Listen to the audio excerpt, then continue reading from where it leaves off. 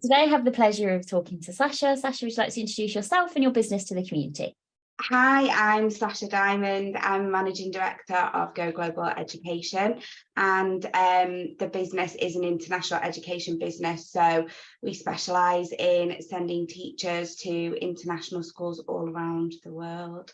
Wow, how did you come up with this business plan?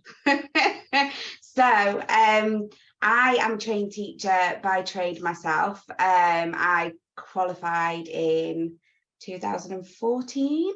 I spent the best part of 2 to 3 years teaching, working in the education sector, either on supply or in sort of long-term positions. And after sort of falling foul in my final teaching position, working in a school where I didn't really get very much support and it was quite a turbulent atmosphere, I decided for my own mental health to sort of take a step back from teaching and look at other options. And then since then, so I started my first recruitment position in, I think it was 2015-16. There was overlap with my degree and my teaching experience. So once I'd left education, I moved into recruitment and started working in just mainstream UK supply teaching roles. So I started off as a junior consultant, worked my way through, and then started specialising in special educational needs. That was an area of recruitment that just became a real passion for me.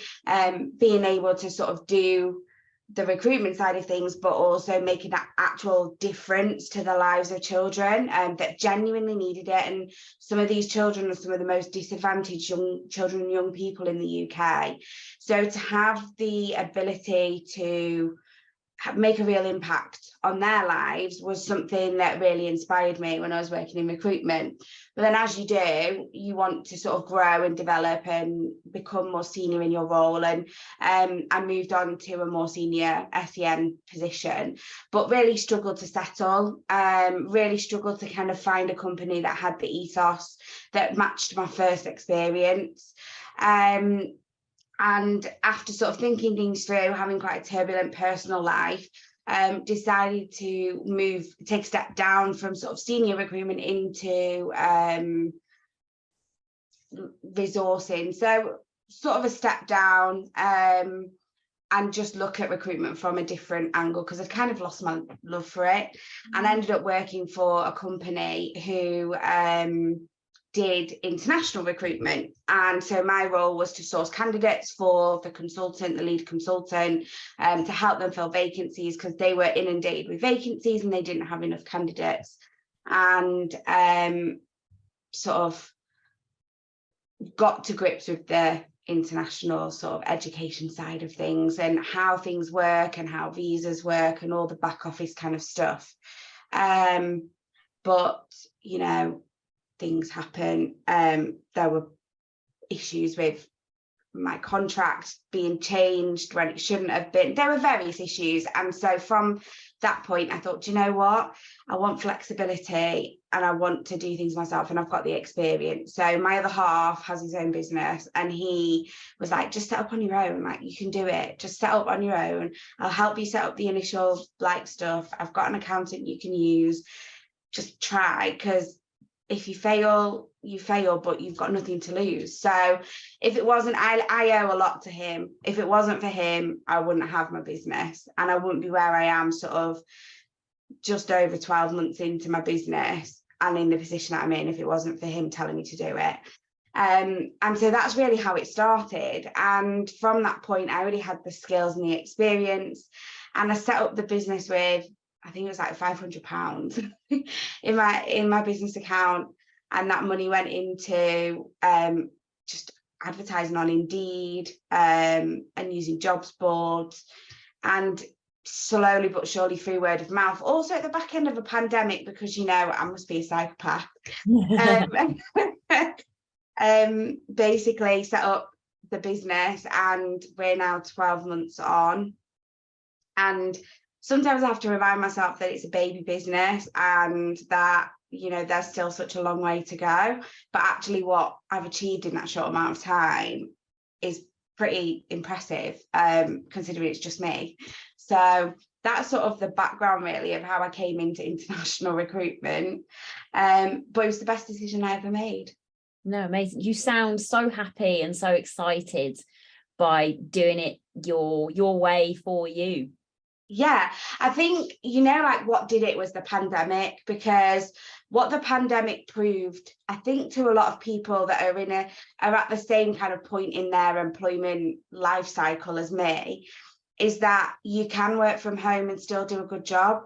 And it comes down to your boss really, and whoever owns the company that you work for, and their ethos, and whether they can support that.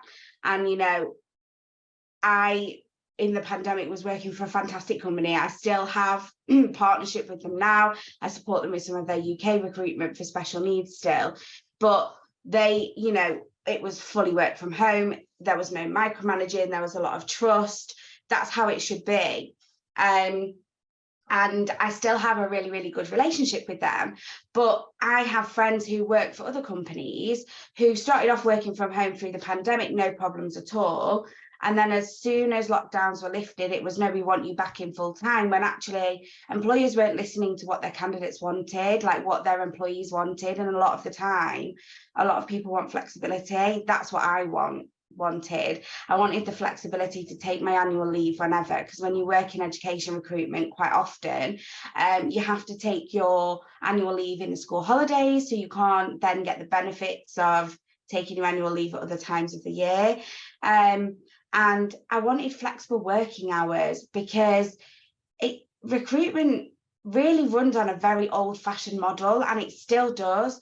And it's very much like you start at 7 and you don't finish till 6, and there's late night pizza drives and crazy things like that, that actually a lot of recruiters fall out of love with recruitment because of the lack of flexibility. And so for me, I wanted to have that flexibility, and working for myself has given me that. I work split shift, so I start early, I finish around lunchtime, I come back on in the evenings, and it works because of the time differences. But also, if I want to have the day off, I can have the day off. I don't work Fridays because it fits in with sort of the work week anyway. I don't work Fridays. I have the time off to spend on myself and my family. My other half, he doesn't work Fridays quite often, so we'll spend that time together. And that's really important to me, that quality time. You know, a lot of people in recruitment don't get that. So that being able to travel, because of the role that I have clients all over the world. So my first trip is next week to Dubai, and that's the first business trip I've been able to do since the pandemic. And I've got candidates in Kazakhstan asking me to go and visit them. I've got schools in Nepal, I've got schools in Southeast Asia, and I'm dying to go out and see these places. And I'm at a point in my life where I'm young enough to do it. I don't have kids or anything tying me down, and to have that opportunity, but based off something that I've done for me, I think is like really motivating for me. Yeah, you can tell how empowered and fierce you are to protect what you do and how you do it. Yeah, definitely. I mean, in terms of there's a lot at the moment, isn't there, like social media about women in business and being a powerful businesswoman and like a boss lady and all that kind of stuff. And to be honest, it's never really been anything that I've kind of thought, oh, I'm going to join the hype with. But actually, a lot of the schools that I deal with are in the Middle East, and their sort of views of women are very old-fashioned and backwards. So I find it very empowering that I have these schools that have these opinions that still choose to work with me because they know I provide quality. And that's empowering to me, to be able to do something like that in an environment and a country that isn't necessarily that way inclined, you know, in certain areas. Of course. So yeah. And what do you think, because it sounds amazing and clearly you're doing a great job, what is your biggest challenge? Oh, there are loads of challenges day in, day out. Luckily enough, because of the market and because of the sector, if we do end up in a recession, hopefully my business won't be too affected by it. I'm hoping it will give me an influx of candidates, which is what I need at the moment. But because these schools are private international companies and they're run internationally, a recession in the UK won't directly affect them and their business. So my business stream's protected.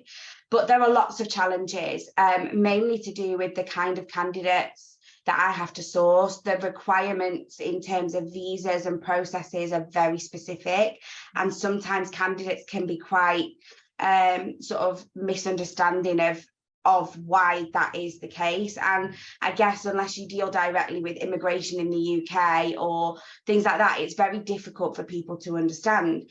And there are a lot of values and a lot of sort of visions that are quite discriminatory, that we would never dream of doing in the UK. And for me, that was a massive culture shock, having to deal with schools that say no to this, that, the other, countries that have age limits, for example, on visas. So if you are over a certain age, they won't grant you a visa to teach, even if you fall under retirement age in the UK, you know.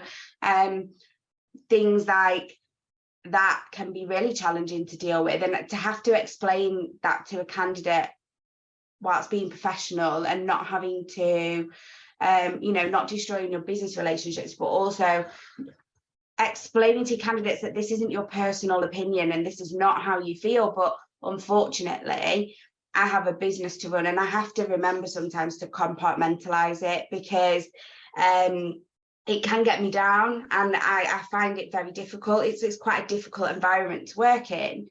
And payment practices, I mean, I have terms signed. Everybody experiences it in the UK as well, but paying invoices on time is a real challenge. Like, I wear about 10 different hats, I swear, and one of those is credit control. And again, you know, helping a client understand that actually this invoice needs to be paid on time, because if it's not, it will affect my payments and my business, and, you know, explaining that to them and making sure that they're aware of that.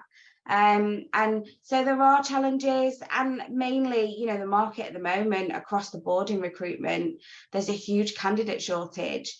Candidates are uncertain about whether they can even afford to live this winter, whether they, you know, all of the other issues that are going on at the moment directly feeds into our kind of candidate stream and our market. And so people are apprehensive to move. They're apprehensive to make these decisions because they don't know what's going to happen in the next few months, and everything's so unstable at the minute. Not everybody is spontaneous, and teachers more than anybody hate change.